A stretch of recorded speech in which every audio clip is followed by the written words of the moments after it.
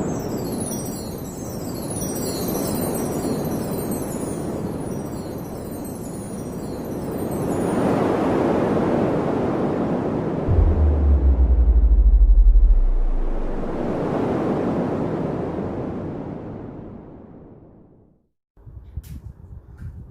Morning students, આજે આપણે ઘર્ષણ બળ વિશે અભ્યાસ કરશું.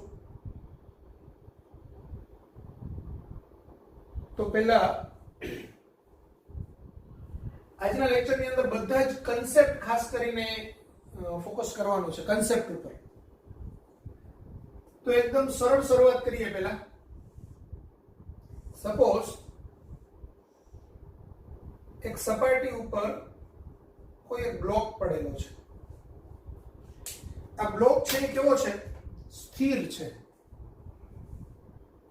હવે આ સ્થિર બ્લોક, એના ઉપર કેટલું બળ લાગતા હશે? કેટલા બળ લાગતા હશે? તો આપણને ક્વેશ્ચન થાય, સર એના ઉપર બળ કેટલા લાગતા હશે? એટલે સમજ્યા નહીં. આ બ્લોક ઉપર ટોટલ બળ કેટલા લાગતા હશે?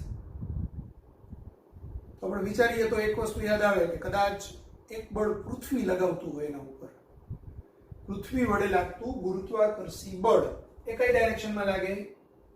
કે mg, અધો દિશામાં લાગે. સર આના ઉપર એક જ બળ લાગે, mg, પૃથ્વીનું ગુરુત્વાકર્ષણ બળ. બીજા કોઈ બળ લાગે? સર બીજું કોઈ દેખાતું તો નથી. નિયમ નંબર 1, જ્યારે કોઈ પદાર્થ ઉપર પરિણામી બળ લાગે ત્યારે પદાર્થ પ્રવેગી ગતિ કરે. તો આ બ્લોક પ્રવેગી ગતિ કરી રહ્યો છે? ના સર, એ તો સ્થિર છે. જો આ સ્થિર હોય તો પછી એના ઉપર લાગતું પરિણામી બળ શૂન્ય હોવું જોઈએ. સર દેખાતું તો નથી. તો અહીંયા હું તમને એક સાદી સીધી રીતે સમજાવું કે સપોઝ આ એક સપાટી છે અને આ બ્લોકની જગ્યાએ આપણે પેન મૂકી છે, બરાબર? Same condition. તો આ પેન કેવી છે? સ્થિર. પેન ઉપર કેટલા બળ લાગે? તો કે વજન બળ mg અધો દિશામાં. બીજું કોઈ? તો પેન સ્થિર છે એનો મતલબ એવો થયો કે જેટલું વજન બળ mg અધો દિશામાં લાગે છે એટલું જ બળ એના ઉપર કોઈ એક્સ્ટ્રા લાગવું જોઈએ ઉપરની બાજુએ. એ બળ કયું? તો એ બળને કહેવાય સંપર્ક બળ. જેટલું બળ પૃથ્વી છે એ પેન ઉપર અધો દિશામાં લગાવે એટલા જ મૂલ્યનું બળ હાથ છે એ પેન ઉપર ઉર્ધ્વ દિશામાં લગાવે છે. પેન છે એ પોતાના વજન બળ જેટલું બળ છે એ આ હાથ ઉપર લગાવે છે અધો દિશામાં. અને ન્યૂટનના ગતિના ત્રીજા નિયમ મુજબ આ હાથ છે એ આ પેન ઉપર એટલા જ મૂલ્યનું બળ ઉર્ધ્વ દિશામાં લગાવે છે. એ બળને કહેવાય સંપર્ક બળ, કોન્ટેક્ટ ફોર્સ.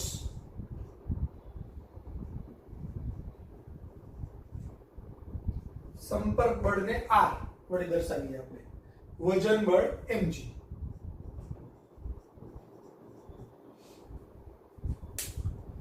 આ સંપર્ક બળ જ્યાં સુધી લાગે છે ત્યાં સુધી આ પેન છે પ્રવેગી ગતિ કરતી નથી. પણ સપોઝ હું નીચેથી હાથ હટાવી લઉં, જોજો, અને આ ઉપરનો હાથી હટાવી લઉં ત્યારે પેન ઉપર માત્ર ગુરુત્વાકર્ષી બળ લાગે છે.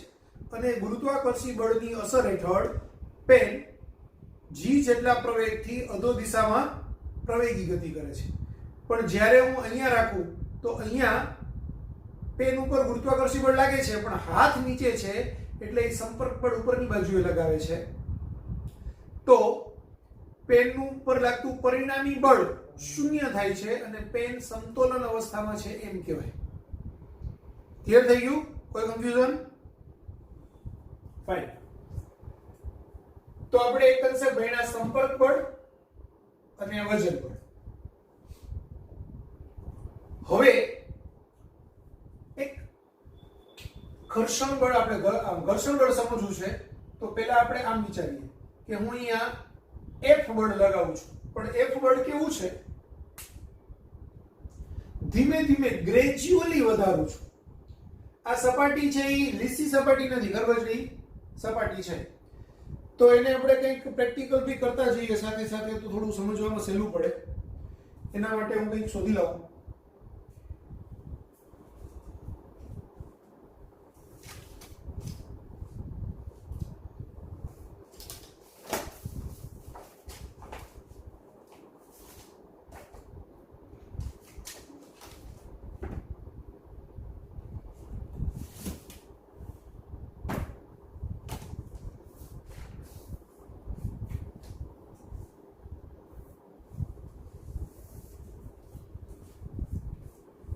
સપોઝ હું એમ કહું કે આ ટેબ્લેટ છે એક બ્લોક છે અને આ એની નીચે એ સપાટી છે. હવે આ ટેબ્લેટ ઉપર હું આમ બળ લગાવું છું, આમ બરાબર, આગળની બાજુએ અહીંયા રાખો, આગળની બાજુએ બળ લગાવું છું, આમ ખેંચું છું એને. હવે આગળની બાજુએ હું પેલા થોડુંક બળ લગાવું, થોડુંક બળ લગાવીશ તો આ ટેબ્લેટ છે તે ખસતું નથી. હજુ થોડુંક બળ વધારું છું તો હજુ ખસતું નથી.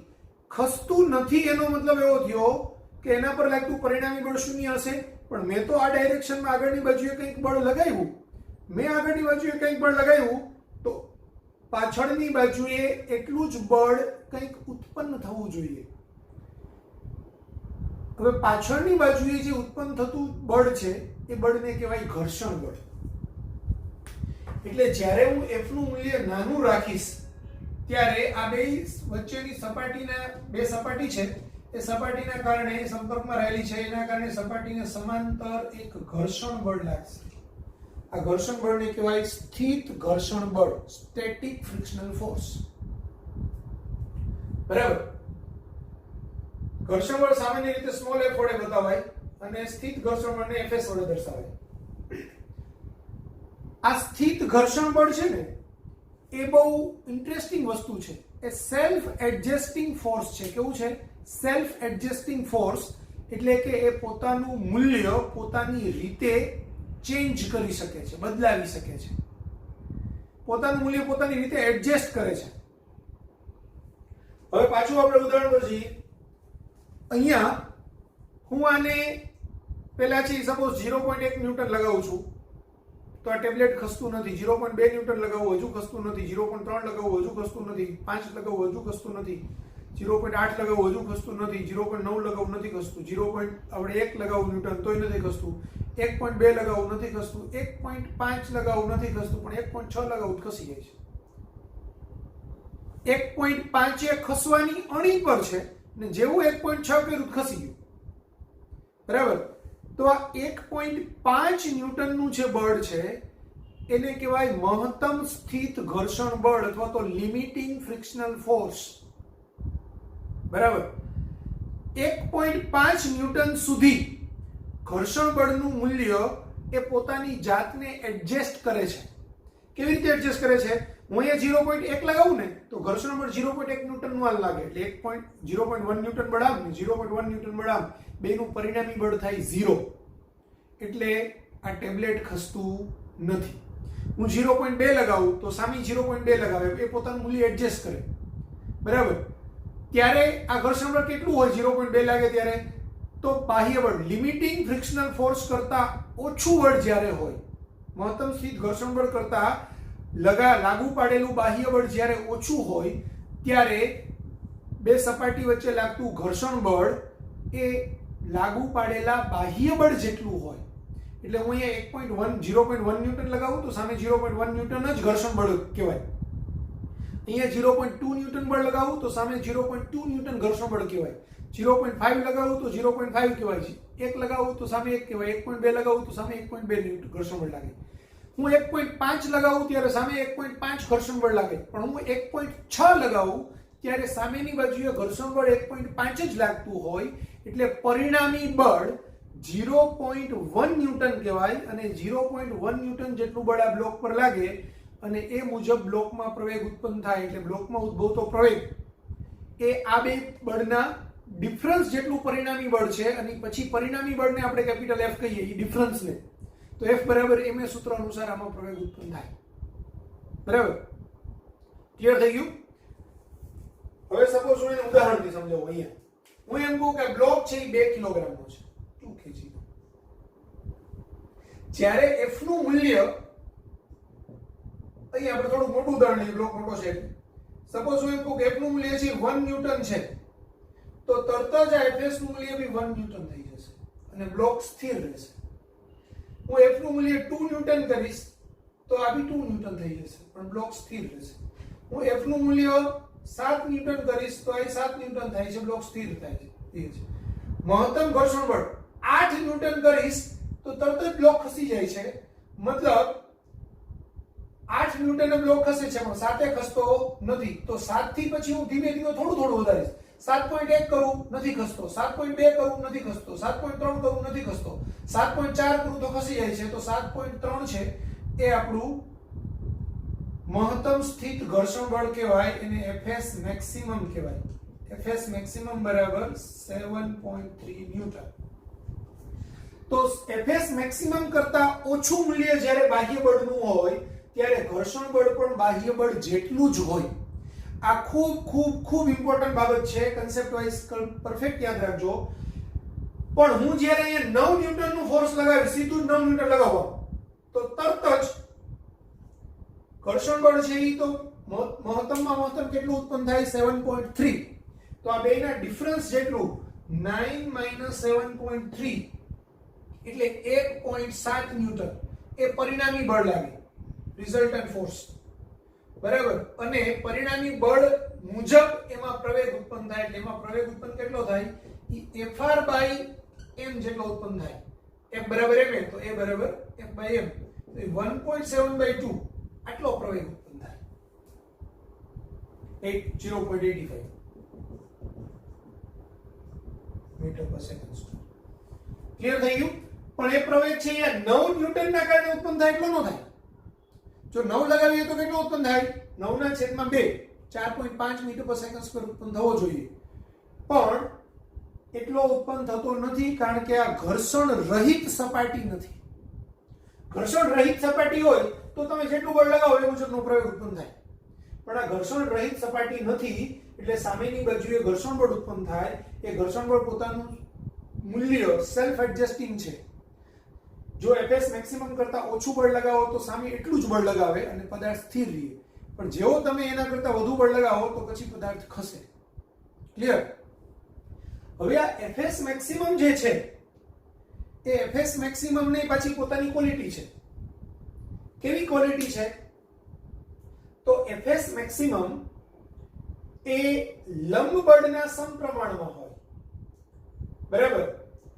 સપાટીને લંબ રૂપે જે બળ લાગે એને લંબ બળ કહેવાય. એટલે કે સંપર્ક બળનો સપાટીને લંબ ઘટક એને લંબ બળ કહેવાય. પણ જ્યારે સ્થિર સપાટી આપણે સમક્ષિતિજ સપાટી ઉપર બ્લોક મૂક્યો હોય ત્યારે લંબ બળ અને સંપર્ક બળ એક જ હોય. હું હમણાં એનું ડિટેલમાં પાછું ડિસ્કશન આપણે આ લેક્ચરમાં લેવાનું છે થોડુંક વાર પછી. તો અત્યારે R બરાબર જ n છે લંબ બળ. અહીંયા થોડુંક તમને સમજાવી દઉં, પછી ડિટેલ ચર્ચા પછી કરીએ. સપોઝ આમ ક્રોસમાં હોય કોઈ ત્યારે વજન બળ mg આમ હોય, સંપર્ક બળ r આમ હોય. હવે r સપાટી તો ક્રોસમાં છે એટલે સપાટીના લંબ રૂપે ઘટક પડે ને એક સપાટીનું સમાંતર ઘટક પડે. લંબ બળ સંપર્ક બળનો સપાટીને લંબ ઘટકને n કહેવાય અને આનો સપાટીને સમાંતર ઘટકને ઘર્ષણ બળ f કહેવાય. બરાબર. તો આપણને એવું માલુમ પડ્યું છે કે આ Fs મેક્સિમમ છે ને તે લંબ બળના સમપ્રમાણમાં હોય. હવે લંબ બળના સમપ્રમાણમાં હોય એને હું સમજાવું કેવી રીતે. તો આ કેસમાં લંબ બળ છે mg બરાબર n હોય, n બરાબર mg. એટલે આનું જેટલું વજન એટલું આ પ્રમાણે હોય. હવે હું અહીંયા વજન કોઈક રીતે વધારી દઉં. બરાબર. હું એના ઉપર છે એ કંઈક બીજી વજનદાર વસ્તુ મૂકી દઉં.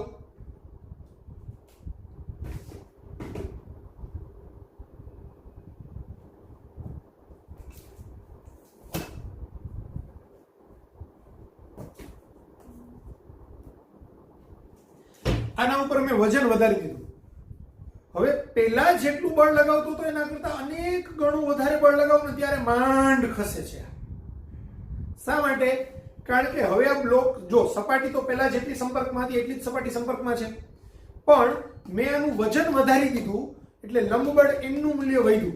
n નું મૂલ્ય વધ્યું તો હવે હું આને સરળતાથી ખેંચી શકતો નથી. ખૂબ વધારે બળ લગાવું ત્યારે માંડ ખેંચાય છે. બરાબર.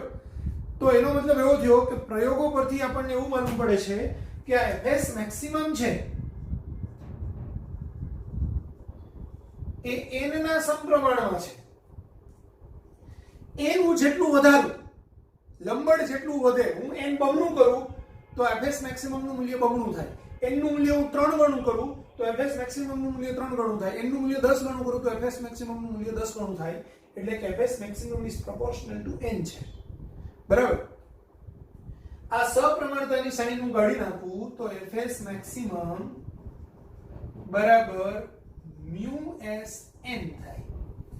મ્યુએસ ને શું કહેવાય? તો મ્યુએસ ને કહેવાય સ્થિત ઘર્ષણાંક. મ્યુએસ ને કહેવાય સ્થિત ઘર્ષણાંક. અત્યારે હમણાં તમારે આમાંથી કઈ લખવાનું નથી. જે લખવાનું છે ને પછી એક વખત એક સાથે લખીને તમને કહી દઈશ, આટલું તમે નોટમાં લખી નાખો. બરાબર. હમણાં તમે સમજવા ઉપર ફોકસ રાખજો. તો આ જે મ્યુએસ છે એ મ્યુએસ ને કહેવાય સ્થિત ઘર્ષણાંક. આ સ્થિત ઘર્ષણાંક છે એ બે સંપર્ક સપાટી છે, એ સંપર્ક સપાટીની જાત ઉપર આધાર રાખે છે, થોડાક અંશે તાપમાન પર આધાર રાખે. સપાટી લીસી છે કે ખરબચડી છે, સપાટી છે એ ટૂંકમાં એક લાકડું છે ને એક લોખંડ છે, બે લાકડું છે, એક લાકડું છે, એક પ્લાસ્ટિક છે, એના ઉપર આધાર રાખે. હવે સમજો આ ઘર્ષણ ઉત્પન્ન શેના લીધે થાય છે? તો જે બે સપાટી એકબીજા સાથે સંપર્કમાં છે, આપણે એમ કહીએ ભાઈ એક પેન છે અને આ એક ટેબ્લેટ છે, તો ટેબ્લેટની ના બુક છે, આ બુકનું પેજ તો એકદમ લીસું દેખાય છે, આપણને લીસું દેખાય છે, છતાં એમાં આમ જો ખસતું નથી. આ એની અંદર આણ્વીય સ્તરે માઇક્રોસ્કોપિક થી તમે જુઓ ને તો માઇક્રોસ્કોપિક થી એની અંદર છે તે આણ્વીય સ્તરે એકદમ નાના નાના સૂક્ષ્મ ખાડાઓ ટેકરાઓ હોય આ રીતે. હવે એના ઉપર જ્યારે બીજો પદાર્થ મૂકેલો હોય તેના ખાડા ટેકરાઓ એકબીજામાં છે તેમ ફસાઈ ગયા હોય. બરાબર. હું એકદમ સાદી સીધી રીતે સમજાવું કે આ આપણા ખાડા ટેકરા છે ને એને આપણે આમ ફસાવી દીધા છે. આમ જો એકબીજા ફસાઈ ગયા નહીં. બરાબર. હવે હું એકને આમ ખેંચું ને એકને આમ ખેંચું તો હું આ બાજુએથી આ બાજુએ બળ લગાવું આ હાથેથી, તો હું આમ થોડુંક બળ લગાવીશ ને, થોડુંક બળ, તો સામે ઓટોમેટિક થોડું બળ લાગશે. આ બળ વધારતો જઈશ એમ વધતું જશે, સામેનું બળ વધતું જશે, પણ બેય સપાટી કેવી રહે છે? સ્થિર રહે છે. બળ વધારતા વધારતા એક પોઝિશન એવી આવશે જ્યાંથી આ છટકશે, કારણ કે આ બધાય ખાડા ટેકરાઓ એકબીજાનો સંપર્કને છોડી દેશે. બરાબર. તો જે બળે આ એકબીજાથી આ ખાડા ટેકરાઓ છે એકબીજાની સપાટીને છોડી દે છે એ બળ એટલે આપણું fs maximum.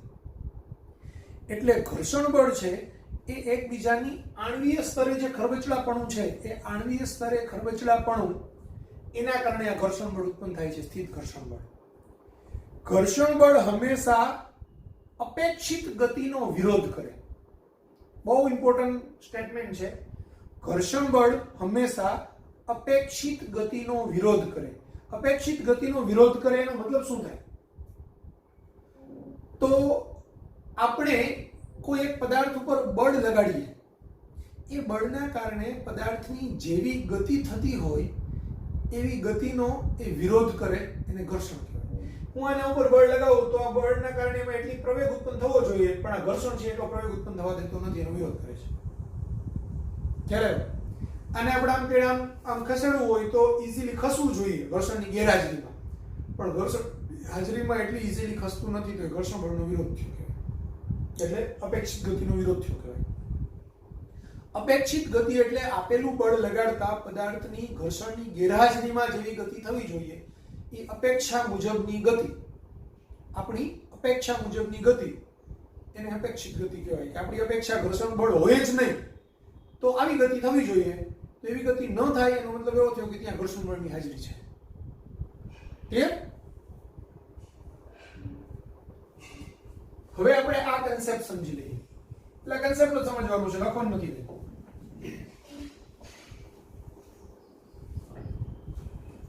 તો હમણાં મેં તમને સમજાવ્યું, થોડીક મોટી આકૃતિથી ફરીથી સમજાવું.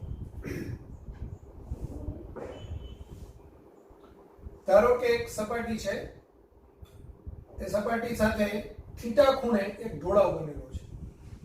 બરાબર. એટલે થીટા ઢોળાવવાળી સપાટી છે, એના ઉપર હું એક બ્લોક મૂકું છું. હવે આ બ્લોકનું વજન બળ હશે mg. બરાબર.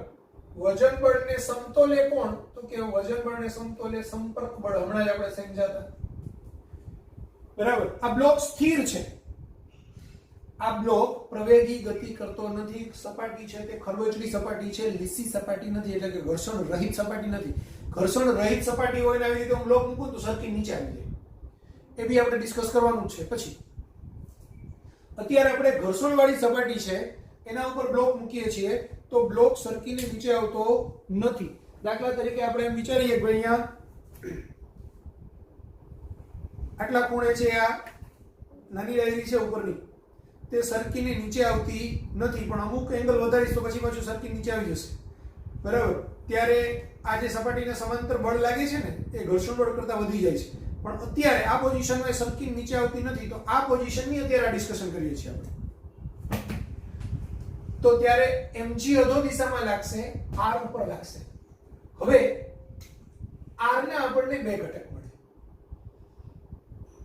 એક ઘટક મળે સપાટીને લંબ રૂપે અને એક ઘટક મળે સપાટીને સમાંતર. સપાટીને લંબ રૂપે જે ઘટક મળે એ લંબ ઘટકને કહેવાય ઘર્ષણ બળ F. લંબ બળ M. અને સપાટીને સમાંતર બળ જે લાગે એ બળને કહેવાય ઘર્ષણ બળ F. આને કહેવાય સંપર્ક બળ, આ કહેવાય ઘર્ષણ બળ,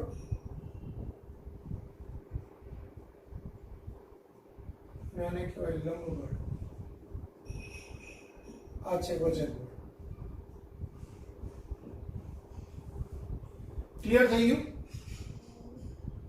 તો આ n આ f એટલે અહીંથી આટલું મૂલ્ય આ n હોય તો આ n જ થાય, આ f થાય અને r થાય, એટલે ત્રિકોણ એક્ચ્યુઅલી બને આવો. આ n આ f અને આ. તો પાયથાગોરસના પ્રમેય મુજબ આ 90 નો ખૂણો r² બરાબર n² + f² થાય, એટલે કે r બરાબર √n² + f² થાય. ક્લિયર થઈ ગયું? ઓકે. બીજું એક સમજો. આ જે mg છે એ mg ના આપણે બે ઘટક લઈ શકીએ. mg નો એક ઘટક હું આમ લઉં. હવે આ ખૂણો થીટા છે તો ઓલવેઝ આ ખૂણો થીટા થાય ને થાય જ. સર કેવી રીતે થાય સમજાવો. આને હું આમ લઈ લઉં તો આ 90 નો ખૂણો અહીંયા થાય. આ 90 નો થાય એટલે આ ખૂણો છે તે આમ આપણે વિચારીએ તો આ ખૂણો છે તે 90 - થીટા થાય, અથવા તો આ ખૂણો છે તે 90 - થીટા થાય. કારણ કે ત્રિકોણ તો આમ છે ને, આ 90 - થીટા થાય. આ અને આ રેખા એકબીજાને સમાંતર છે, સમાંતર રેખાઓની રેખિકા છે તો આ ખૂણો ના ખૂણો સરખો થાય એટલે આ 90 - થીટા થાય. હવે આ 90 નો ખૂણો છે, આ 90 - થીટા હોય તો થીટા થાય. બરાબર? એટલે હવે જ્યારે બી આપણને જરૂર પડશે, કારણ કે આવું તો આપણે કેટલા બધા દાખલાની અંદર જરૂર પડશે કે આ mg એટલે આ તરત જ આમ કરીને આપણે લેશું, આ ખૂણો થીટા બતાવશું, આ mg cos થીટા અને mg sin થીટા. તો આ ઘટક કયો આવશે? mg cos theta. કારણ કે આ થીટા છે એટલે mg નો આ બાજુનો થીટા બનાવતો ખૂણ ઘટક એટલે mg cos થીટા, અને એ સિવાયનો ઘટક એટલે mg sin થીટા. બરાબર? હંમેશા યાદ રાખો, કોઈનો બી ઘટક લેવાનો હોય, ધારો કે હું એમ કહું કે ભાઈ આ બળ F છે અને મારે ઘટક આમ લેવો છે, તો આ ખૂણો જો થીટા હોય તો જે આમ થીટા બનાવે ને એ ઘટક હંમેશા cos ઘટક હોય. અહીંયા F છે તો F લગાય, F cos થીટા. એના સિવાયનો ઘટક લંબ રૂપે જે આપણને મળે એનાથી આમ કરીને આપણે લઈએ તો આ ઘટક f sin થીટા આમ હોય. હવે mg હોય તો mg cos થીટા અને mg sin થીટા. ક્લિયર થઈ ગયું? થીટા બનાવતો ઘટક છે, જે બાજુએ થીટા ખૂણો બને એ ઘટક છે તે cos ઘટક હોય, અને એના સિવાયનો ઘટક એ sin ઘટક હોય. ક્લિયર? ઓકે. તો અહીંયા આપણને આ mg sin થીટા એ કોને સમતોલે? f. એટલે સમતોલન સ્થિતિમાં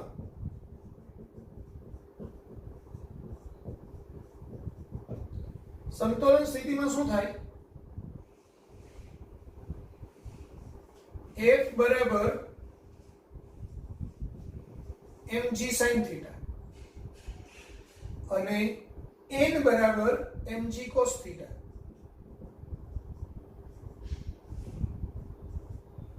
સમીકરણ 1 સમીકરણ 2.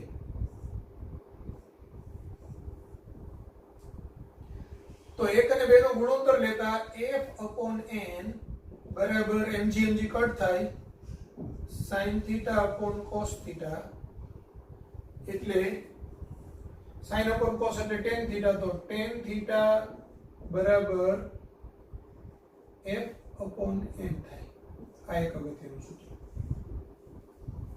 બરાબર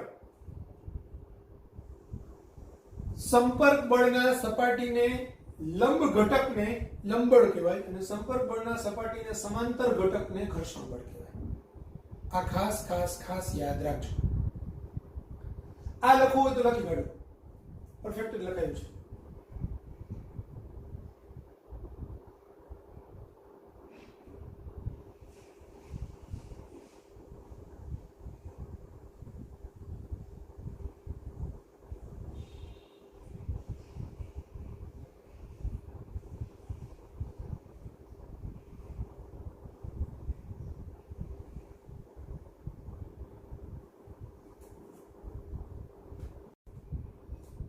તો સ્થિત ઘર્ષણ વિશે આટલું લખી નાખો આપણે આકૃતિ તો ઓલરેડી જોઈ જ ગયેલા છે અહીંયા fs મેક્સિમમ ને મહત્તમ સ્થિત ઘર્ષણ બળ કહેવાય જ્યાં સુધી બાહ્ય બળ f નું મૂલ્ય fs મેક્સિમમ કરતા ઓછું હોય છે ત્યાં સુધી ઘર્ષણ બળ પોતાનું મૂલ્ય એડજસ્ટ કરે છે અને હંમેશા f બરાબર fs થાય છે પણ f નું મૂલ્ય કેવું fs મેક્સિમમ કરતા ઓછું હોય ત્યારે f બરાબર fs થાય ધારો કે અહીંયા છે fs મેક્સિમમ 10 ન્યૂટન હોય તો f નું મૂલ્ય 5 ન્યૂટન લગાવ્યું હોય તો ઘર્ષણ બળ સામે 5 ન્યૂટન જ હોય એટલે પદાર્થ સ્થિર રહે તથા પદાર્થ સ્થિર રહે છે એટલે કે ખસતો નથી બાહ્ય બળ f નું મૂલ્ય fs મેક્સિમમ કરતા સહેજ વધે છે ત્યારે પદાર્થ ખસવાની શરૂઆત કરે છે fs મેક્સિમમ જે હંમેશા n ના સમપ્રમાણમાં હોય આ સપ્રમાણતાની અચળાંક એટલે μs તો fs મેક્સિમમ બરાબર μs n થાય μs ને સ્થિત ઘર્ષણાંક કહે છે μs બરાબર fs મેક્સિમમ upon n થાય fs નું મૂલ્ય એ fs મેક્સિમમ જેટલું કે એના કરતા હંમેશા ઓછું હોય અને fs મેક્સિમમ બરાબર μs n હોય એટલે કે fs is less or equal to μs n હોય μs નું મૂલ્ય સંપર્કમાં રહેલી બે સપાટીઓના પ્રકાર એટલે કે સપાટી લીસી છે ખરબચડી છે મીડિયમ લીસી છે એના પર તથા સપાટીઓની જાત એટલે કે લાકડું છે કે લોખંડ છે પ્લાસ્ટિક છે રબર છે એના પર આધાર રાખે તથા અમુક અંશે તાપમાન પર આધારિત છે μs નું મૂલ્ય સંપર્ક સપાટીના ક્ષેત્રફળ પર આધારિત નથી બરાબર સંપર્ક સપાટીના ક્ષેત્રફળ પર આધારિત નથી એટલે હવે સપોઝ હું એમ કહું કે આ એક અને આ બીજી સપાટી આ બે સપાટી વચ્ચેનો સ્થિત ઘર્ષણાંક એ આનું ક્ષેત્રફળ કેટલું છે એના ઉપર આધારિત નથી હવે આ બુકને હું અડધી કરી નાખું અડધો ટુકડો આના પર મૂક્યો હોય તો એ બે વચ્ચેનો μs તો એટલો જ હોય ઇવન એકદમ નાનો પોર્શન બી હોય તો એનો μs તો એટલો જ હોય બરાબર એટલે μs છે એ સંપર્ક સપાટીના ક્ષેત્રફળ પર આધારિત નથી આ બી એક અગત્યનું પરિણામ છે હવે ગતિક ઘર્ષણાંક અથવા તો ગતિક ઘર્ષણ બળ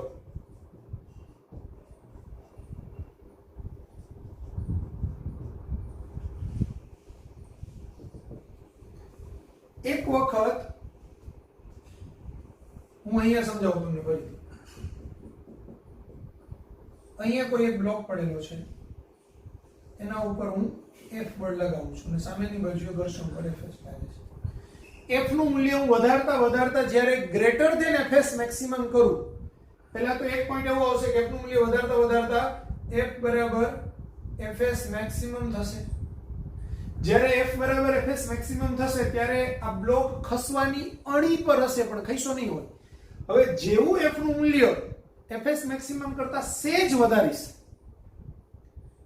સપોઝ હું એમ કહું કે Fs મેક્સિમમ છે એ 10 ન્યૂટન છે તો હું F નું મૂલ્ય છે એ 10 ન્યૂટન થી સેજ વધારીશ 10.1 કરીશ કે 10.2 કરીશ તો બ્લોક ખસવાની શરૂઆત કરશે એટલે જ્યારે હું F નું મૂલ્ય 10.2 કરીશ બરાબર Fs મેક્સિમમ 10 છે તો હવે કેવું થશે આ બ્લોક ઉપર બળ લાગે છે 10.2 ન્યૂટન નું આમ પાછળની બાજુએ બળ લાગે છે 10 ન્યૂટન નું તો આ બેનો ડિફરન્સ કેટલો આવ્યો આ બળ 10.2 પાછળની બાજુએ 10 તો પરિણામી બળ 10.2 માઈનસ 10 એટલે કે 0.2 ન્યૂટન નું થયું તો એનો પ્રવેગ હવે સપોઝ આ એમ કહું કે પદાર્થ છે 5 કિલોગ્રામ નો છે 10 નો જ રાખો ઈઝી 10 કિલોગ્રામ નો છે તો a બરાબર f/m એટલે આ 0.2 ના છેદમાં f ડેશ બાય m 0.2 ના છેદમાં 10 એટલે 0.02 મીટર પર સેકન્ડ સ્ક્વેર નો પ્રવેગ ઉત્પન્ન થાય. આ પ્રવેગ એનો શરૂઆતનો પ્રવેગ કહેવાય, જ્યારે ખઈશો ત્યારનો. હવે હું આના ઉપર સતત 10.2 નું બળ લગાવ્યા જ રાખું અને ખેંચા રાખું. એક વખત ખસી ગયો, ખસી ગયા પછી હું સતત એને 10.2 નું બળ લગાવ્યા રાખું અને ખેંચા રાખું અને બ્લોક અહીંથી અહીંયા સુધી પહોંચે ત્યારનો પ્રવેગ હું શોધું સરેરાશ. તો ત્યારનો પ્રવેગ છે એ અહીંયા જે પ્રવેગ ઉત્પન્ન થયો ને 0.02 મીટર પર સેકન્ડ સ્ક્વેર એના કરતા થોડોક વધારે હશે. બરાબર. હવે થોડોક વધારે છે એનો મતલબ શું થાય કે હું જ્યારે કોઈ સપાટી ઉપર એને આમ ખેંચા જ રાખું, સતત ખેંચવાની પ્રોસેસ ચાલુ જ હોય, ત્યારે ખેંચવાની પ્રોસેસ ચાલુ છે ત્યારે પણ બે સપાટી વચ્ચે ગતિ થઈ રહી છે, સાપેક્ષ ગતિ ચાલુ છે, ત્યારે બે સપાટી વચ્ચે કંઈક ઘર્ષણ બળ લાગી રહ્યું છે. બરાબર. આ જે પ્રવેગ અહીંથી અહીંયા પહોંચે ત્યારે સતત ગતિ ચાલુ છે, આપણે એને કોઈ પદાર્થ ખેંચતા ખેંચતા જઈ રહ્યા હોય ત્યારે જે પ્રવેગ ઉત્પન્ન થાય છે એ પદાર્થ ઘર્ષણ રહિત સપાટી પર ગતિ કરવાનો હોય અને એના કારણે જેટલો પ્રવેગ ઉત્પન્ન થવાનો હોય એના કરતા એ પ્રવેગ કેવો હશે? ઓછો હશે. અને આ 0.02 મીટર પર સેકન્ડ સ્ક્વેર એટલે કે પ્રારંભિક જે પ્રવેગ છે એના કરતા એ સહેજ વધારે હશે. તો આ પ્રવેગ છે એ સ્થિત ઘર્ષણ બળના કારણે નથી, એ ગતિક ઘર્ષણ બળના કારણે છે. એટલે કે જ્યારે કોઈ બે પદાર્થ વચ્ચે સાપેક્ષ ગતિ થઈ રહી હોય, થવાની પ્રોસેસ ચાલુ હોય, ત્યારે પણ બે સપાટી વચ્ચે કંઈક બળ લાગી રહ્યું છે, એ બળને કહેવાય ગતિક ઘર્ષણ બળ. બરાબર. ગતિક ઘર્ષણ બળ છે એ પણ લંબ બળના સમપ્રમાણ હોય. એટલે કે ગતિક ઘર્ષણ બળને પણ આપણે લંબ બળના સમપ્રમાણમાં હોય. ગતિક ઘર્ષણ બળ એને કહેવાય Fk. એ જ્યારે બે સપાટી વચ્ચે સાપેક્ષ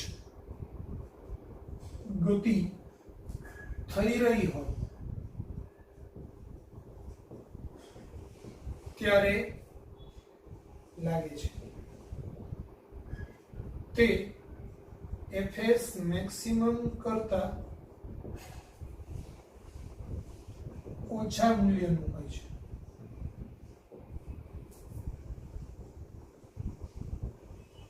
બરાબર. Fk is proportional to n. એ પણ લંબબળના સમપ્રમાણમાં હોય. અહીંયા સપ્રમાણતા અચળાંકને કહેવાય Fk બરાબર μkn, જ્યાં μk ને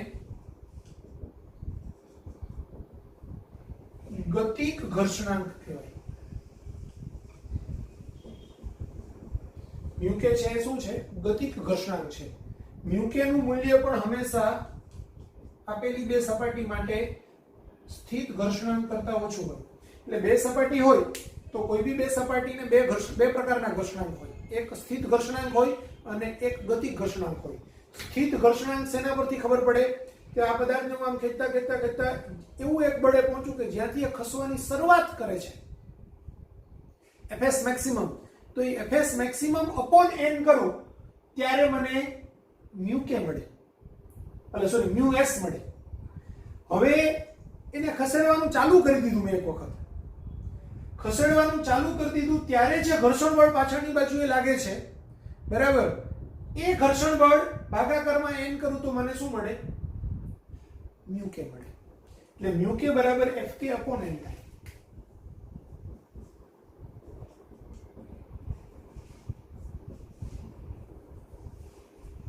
બરાબર. ક્લિયર થઈ ગયું બધાને?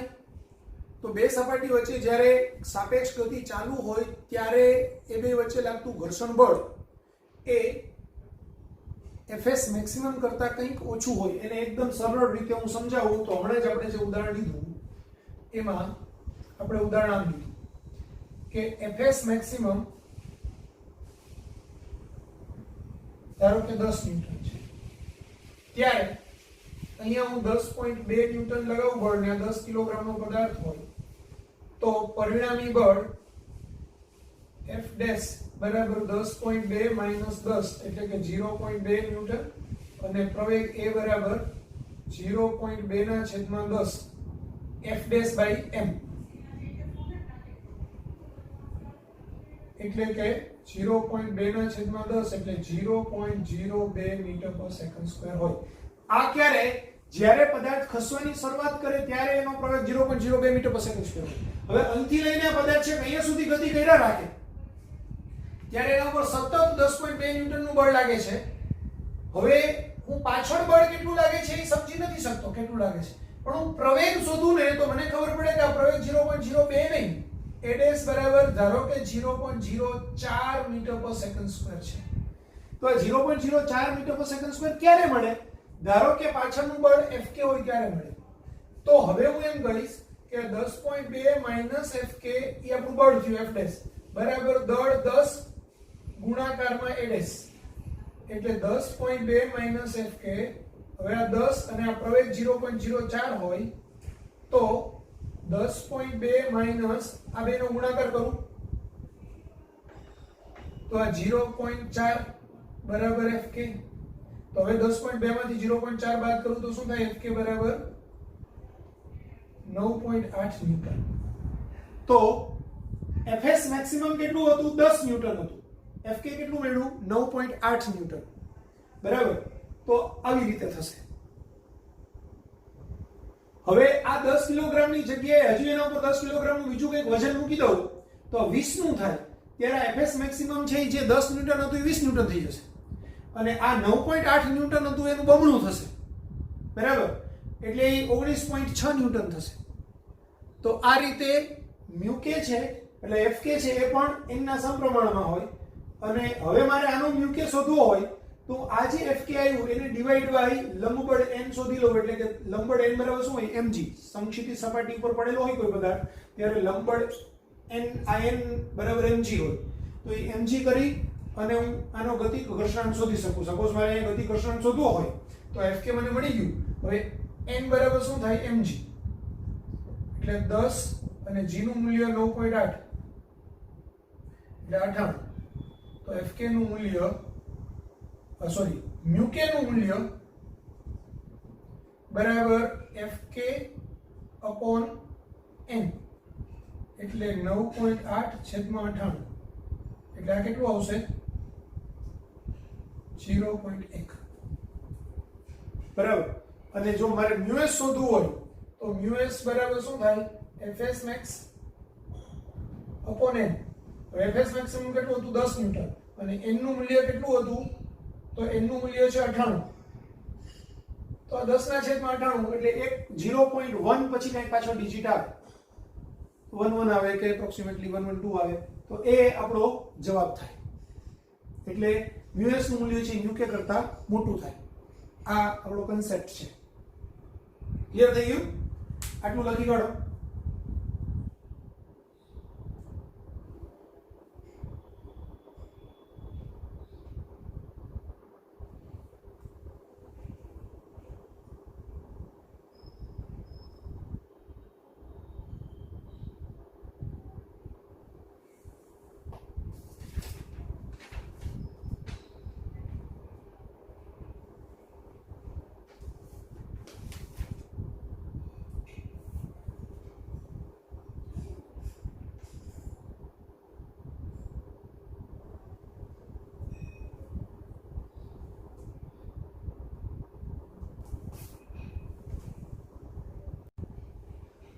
હવે આપણે ભણીએ રોલિંગ ઘર્ષણ બળ.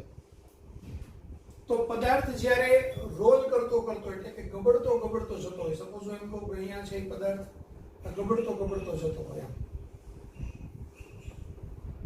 ત્યારે ગબડતો જતો હોય ત્યારે પણ પદાર્થ છે એ અનંત અંતર સુધી ગબડી શકતો નથી. હું અહીંથી આમ કોઈ પેનને આમ છોડી દઉં તો આ પેન ગબડતી જાય તો અનંત અંતર સુધી ગબડતી જાય નહીં. ધીમે એનો વેગ ઘટતો જાય છે. મતલબ ગબડવાની પ્રક્રિયા ચાલુ છે ત્યારે પણ એના પર ગતિની વિરુદ્ધ દિશામાં કંઈક બળ લાગી રહ્યું છે જે એના વેગને ઘટાડી રહ્યું છે, એટલે કે પ્રતિપ્રવેગી ગતિ ઉત્પન્ન કરી રહ્યું છે. અને એના કારણે એ થોડા સમય પછી એની ગતિ બંધ થઈ જાય છે, સ્થિર થઈ જાય છે પદાર્થ. બરાબર. તો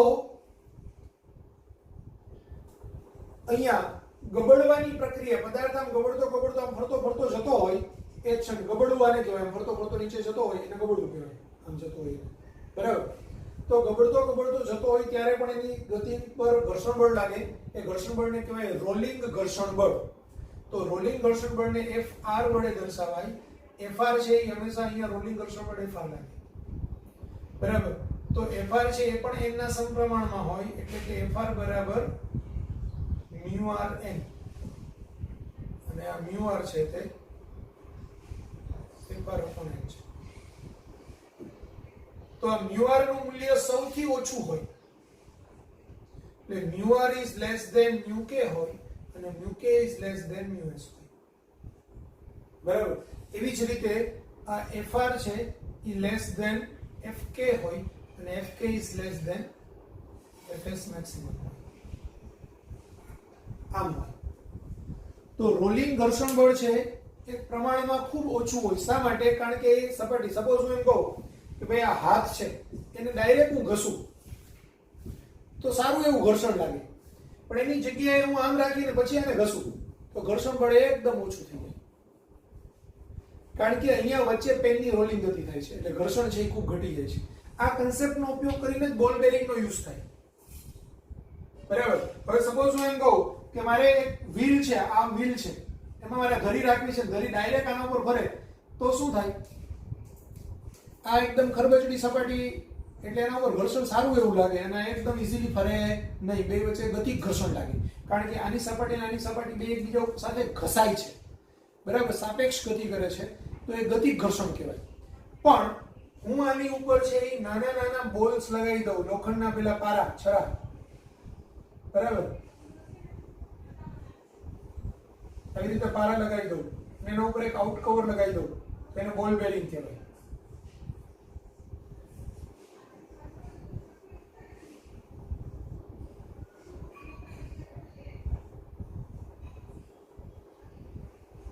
આવી રચના હોય તો આને બોલ બેરિંગ કહેવાય.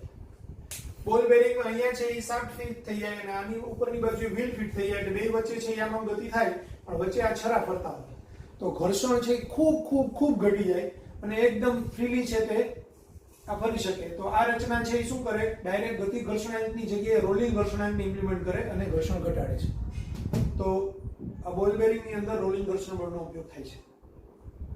ક્લિયર? લખી કાઢો. બધા જ વ્હીલ છે બાઇકના બધા એ બધામાં જ રોલિંગ ઘર્ષણ લાગે